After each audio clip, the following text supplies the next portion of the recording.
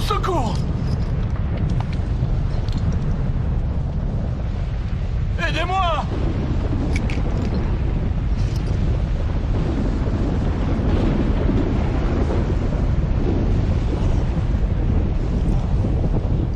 Au secours!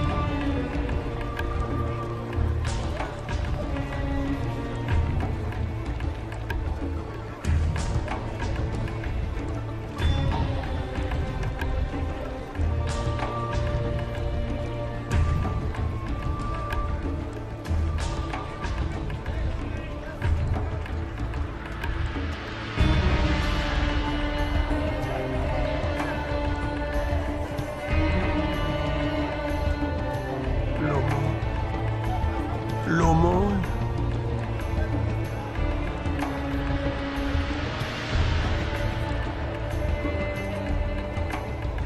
L'aumône. L'aumône. Comment oses-tu me toucher? Tu veux que je sois aussi sale que toi? Je ne devrais même pas te permettre de mendier à ma porte. Pardonne-moi, Seigneur. Pardonne-moi, je n'ai pas mangé depuis des jours. Je me demandais si je pourrais avoir un peu des miettes qui tombent de ta table. Des miettes qui tombent de ma table. Mais alors, que mangeront les chiens? Mes affaires m'attendent. Brûlez-moi ça, c'est infecté.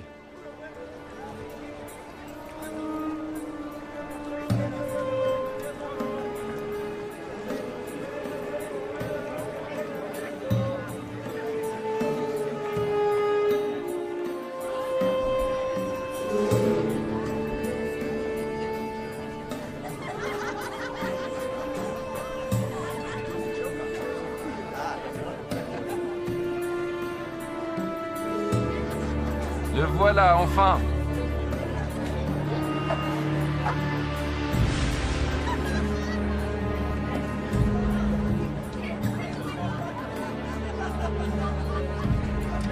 Mon frère préféré. Que me veux-tu cette fois? Nous avons dépensé sans compter. Je le vois bien. Il y avait un homme riche qui était vêtu de pourpre et de fin lin et qui menait joyeuse et brillante vie. Un pauvre, nommé Lazare, était couché à sa porte, couvert d'ulcères et désireux de se rassasier des miettes qui tombaient de la table du riche.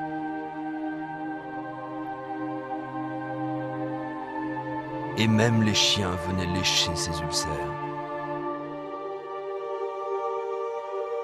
Oh. Oh. Oh. Oh. Dieu, aide-moi. Pourquoi? Pourquoi? Pourquoi?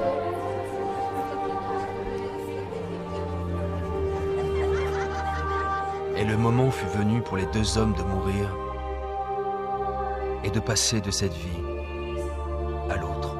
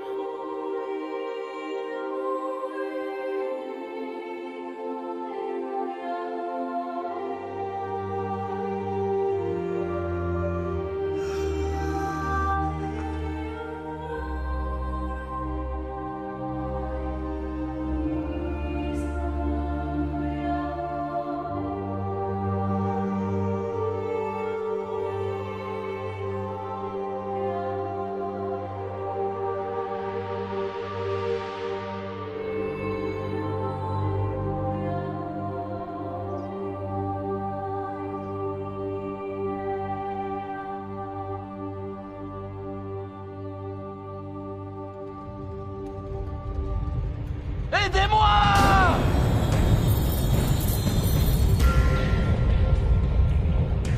Au secours!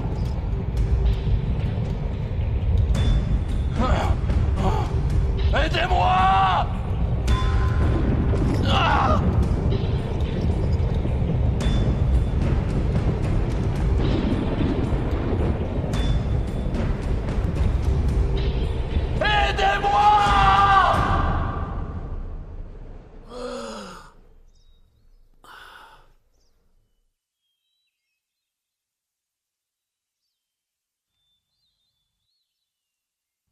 L'aumône.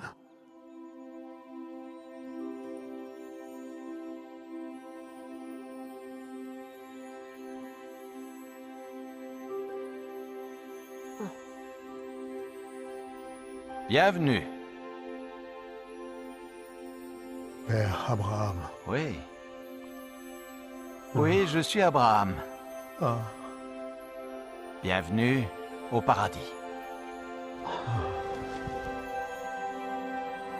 paradis. Oui, Lazare. Paradis!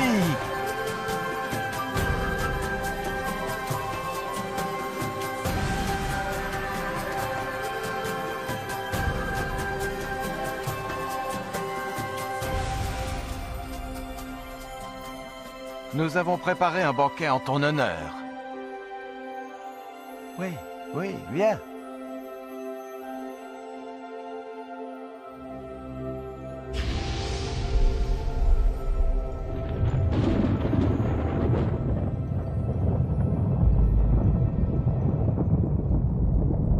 Père Abraham! Père Abraham! Aie pitié de moi!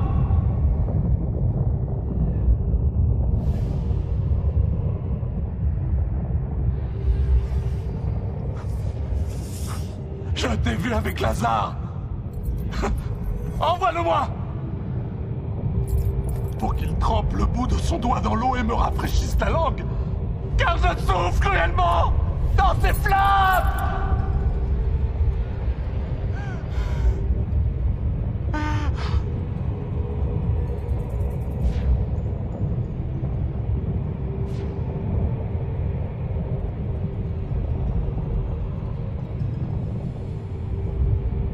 Fils, souviens-toi que tu as reçu tes biens pendant ta vie. Et que Lazare a eu les maux pendant la sienne. Maintenant, il est ici consolé, et toi tu souffres. Je t'en prie! Je t'en prie! Par-dessus tout cela, il y a entre nous un grand abîme. Si quelqu'un voulait passer d'un côté à l'autre, il ne le pourrait pas. Et personne ne peut traverser de toi vers nous.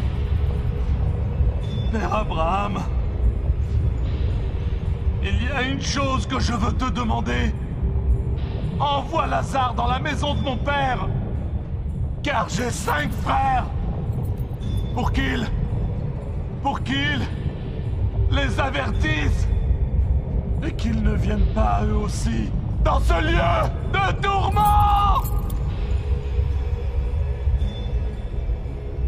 Ils ont Moïse. Ils ont les prophètes. Laisse tes frères les écouter. Non. Non. Mais si quelqu'un des morts va vers eux, ils se repentiront. Non, s'ils n'écoutent pas Moïse et les prophètes, ils ne se laisseront même pas persuader par quelqu'un qui ressusciterait des morts. Je t'en prie. Non. Je t'en prie. Non. Je t'en prie. Non.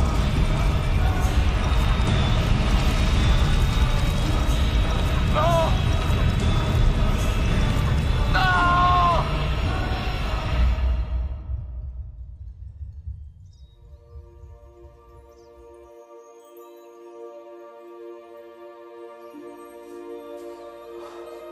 Lazare, viens dans le lieu que ton père a préparé pour toi.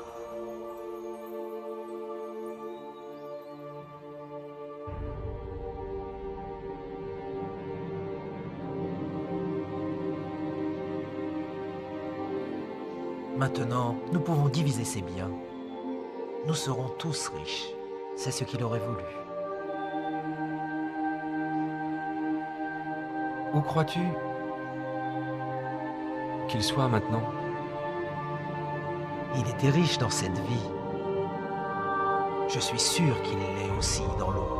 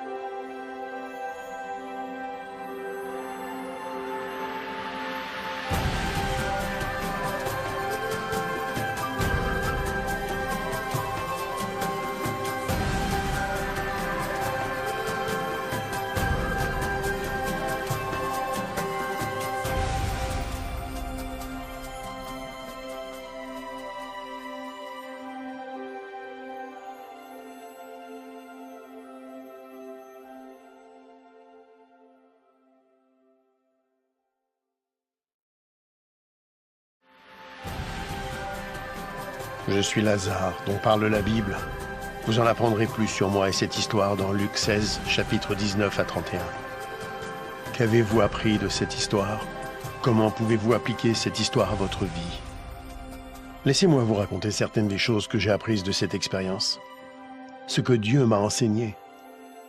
J'étais un homme très pauvre. En fait, j'étais tellement pauvre que j'en étais malade, que je n'avais personne pour s'occuper de moi. Même les chiens venaient me lécher. À cause de ma condition, je me sentais insignifiant et sans espoir dans ce monde. Mais ma foi en Dieu n'a pas vacillé. Et à ma grande joie, lorsque j'ai ouvert les yeux au paradis, j'ai appris que je n'étais pas insignifiant pour Dieu. Il connaissait toutes mes pensées. Il savait même combien j'avais voulu rencontrer Abraham. Alors il l'a envoyé, lui Abraham, pour m'accueillir et me souhaiter la bienvenue. Lorsqu'Abraham, le père de notre foi, m'a salué, je fus envahi par la joie. Comment un tel homme béni de Dieu pouvait-il s'intéresser à moi? Apparemment abandonné de Dieu et sans utilité. Vous êtes-vous déjà senti ignoré, oublié, insignifiant? Dieu ne vous a pas oublié.